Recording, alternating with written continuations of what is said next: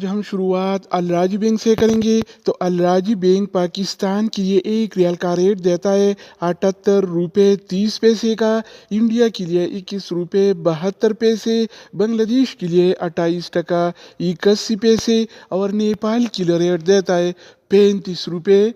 2 پیسے کا۔ اگر بات ہو جائے ایس ٹی سی پے کا، تو ایس ٹی سی پے پاکستان کے لیے ایک ریال کا ریٹ دیتا ہے 78 روپے 11 پیسے کا، انڈیا کے لیے 21 روپے 73 پیسے، بنگلہ دیش کے لیے 28 ٹکا 76 پیسے اور نیپال کے لیے ریٹ دیتا ہے 34 روپے